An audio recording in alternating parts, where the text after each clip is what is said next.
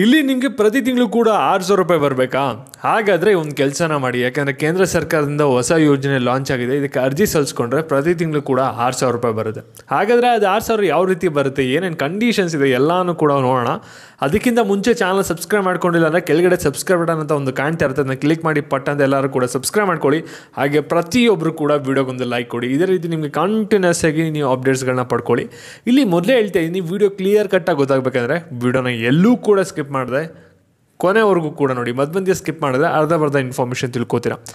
ಇಲ್ಲಿ ಈ ಒಂದು ಯೋಜನೆ ಯಾವುದು, ಏನೇನು ಕಂಡೀಷನ್ಸ್ ಇದೆ, ಎಲ್ಲಿ ಹೋಗಿ ಅರ್ಜಿನ ಸಲ್ಲಿಸಬೇಕು, ನಿಮಗೆ 6,000 ರೂಪಾಯಿ ಯಾವ ರೀತಿ ಬರುತ್ತೆ ಎಲ್ಲನೂ ಕೂಡ ನಿಮಗೆ ಪಿನ್ ಟು ಪಿನ್ ಇವಾಗ ತಿಳಿಸ್ಕೊಡ್ತೀನಿ.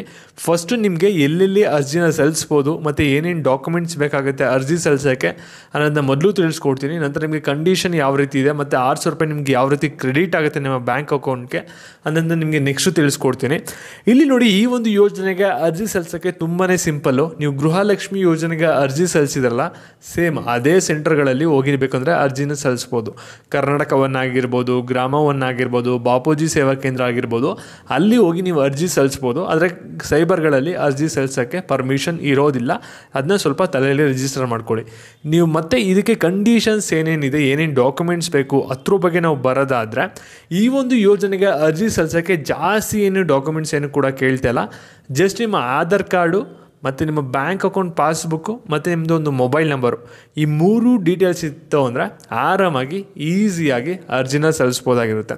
ಮತ್ತು ಈ ಒಂದು ಯೋಜನೆಗೆ ಅರ್ಜಿನ ಮನೆಯಲ್ಲಿ ಎಷ್ಟು ಜನ ಸದಸ್ಯರಿರ್ತಾರಲ್ಲ ಎಲ್ಲರೂ ಕೂಡ ಅರ್ಜಿನ ಸಲ್ಲಿಸ್ಬೋದು, ಅಥವಾ ಒಬ್ಬರು ಬೇಕಾದರೂ ಕೂಡ ಅರ್ಜಿನ ಸಲ್ಲಿಸ್ಬೋದು. ಅದು ನಿಮ್ಮ ಮೇಲೆ ಡಿಸೈಡ್ ಆಗಿರುತ್ತೆ.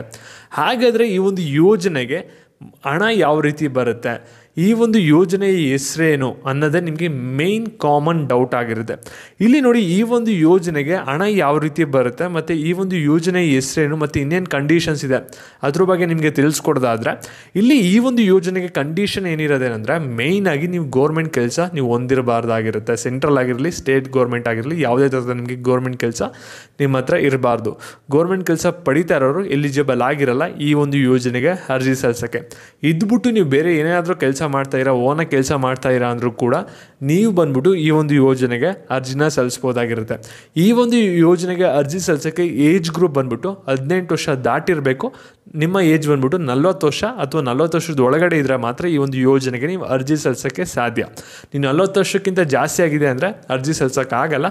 ಅದನ್ನ ಸ್ವಲ್ಪ ತಲೆಯಲ್ಲಿ ಇಟ್ಕೊಳ್ಳಿ. ಮತ್ತು ಈ ಒಂದು ಯೋಜನೆ ಯಾವ ರೀತಿ ವರ್ಕ್ ಆಗುತ್ತೆ ಅಂದರೆ, ಇಲ್ಲಿ ಒಂಥರ ಪೆನ್ಷನ್ ಸ್ಕೀಮ್ ಥರ ವರ್ಕ್ ಆಗುತ್ತೆ. ಫಸ್ಟ್ ನೀವೇನು ಮಾಡಬೇಕಾಗುತ್ತೆ ಅಂದರೆ, 18 ವರ್ಷದಿಂದ 60 ವರ್ಷದವರೆಗೂ ಕೂಡ ಅಮೌಂಟ್ನ ಕಟ್ತಾ ಬರ್ತೀರಾ ನಿಮ್ಮ ಏಜ್ ತಕ್ಕಂಗೆ.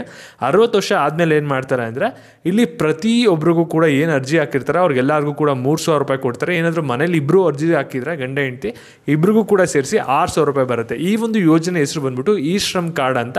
ಕರ್ನಾಟಕವನ್ನು ಬಾಪೂಜಿ ಸೇವಾ ಕೇಂದ್ರದಲ್ಲಿ ಬೇಕಾದ್ರೆ ಅರ್ಜಿ ಸಲ್ಲಿಸಿ. ಮತ್ತು ಈ ಒಂದು ವಿಡಿಯೋ ಯಾರಿಗೆ ಸಹಾಯ ಆಗುತ್ತೆ ಪ್ರತಿಯೊಬ್ಬರಿಗೂ ಕೂಡ ಶೇರ್ ಮಾಡಿ.